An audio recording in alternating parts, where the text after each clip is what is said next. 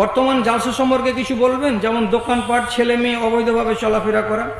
খালি জালসাতে নয়, জালসার পরাদিনও অবৈধভাবে চলাফেরা করা হারাম, আর জালসার ময়দানে তো আরো হারাম।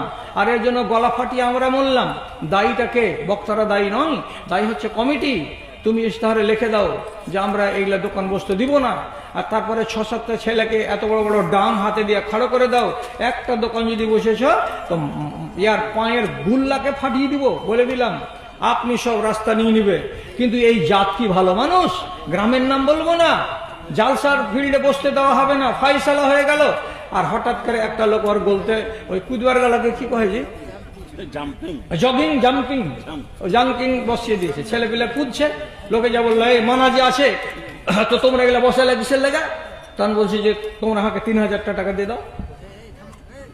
মানে কি, জগিং ওয়ালার কাছে 3000 টাকা নিয়ে নিয়েছে, বলতে বসিয়ে দিয়েছে, আমার বলতে চললো তো তোমার কি? এ তো পোকা লাগা ইমানদারের দেশ এটা। আপনি মানা করতে পারবেন? মুর্শিদাবাদ একটা জালসা হলো, গ্রামের নাম বলবো না, ওখানে এলান করা ছিল একটা দোকান বসবে না। রাত্রি 9টা হয়ে যাচ্ছে তো প্যান্ডেলে একটাও লোক নাই। সেসব মূলবিকে দিল মার, একবারে জুত করে সদর সাহেবকে মেয়েরা দিয়া, তারপরে উ তোবা তাহির করে সকালবেলায় তো গামছার চাদর নিয়ে বাড়ি চলে গেল।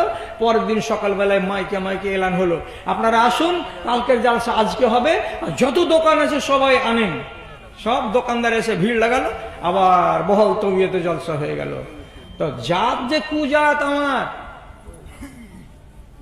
কাজে সব জায়গাতে হারাম, মেলা লাগানো তো আরো হারাম। আর জালসার দিন এসে ছেলে আর মেয়ে যদি এরকম করে তো পাক্কা হারাম। এবং যে কমিটি জালসার দিন মেয়ে ছেলেদের দোকান লাগতে দিবে, ওই কমিটি মাদ্রাসার সেক্রেটারি হোক আর প্রেসিডেন্ট হোক, আর গলাতে যদি বংশী না লাগায়, কিয়ামতের দিন তো আমাকে বলিও যে বদুর তোমার কথা মিথ্যা। কিয়ামতের দিন এর গলাতে বংশী লাগাবেই লাগাবে। কেন লাগাবে? যে তুমি এই মেয়ে ছেলের খেলনার দোকান আর নাকমাছি আর মাকমাছি আর ইয়ার রিং আর ফিয়ার রিং এর এই যে তুমি লাগাতে দিলে, কেন দিলে তুমি এগুলো? মেয়ে লোক বাজার করবে আজকে রাতে। জিলাপির দোকানটিকে মেনে নিচ্ছি যে খাইবে ছেলে পিলে, কোন রকম মেনে নিচ্ছি, কোন রকম করে, কিন্তু এইগুলো কে মানবে? বলছে যে জালসাতে কিছু, জালসা সম্বন্ধে ওয়াজ করেন।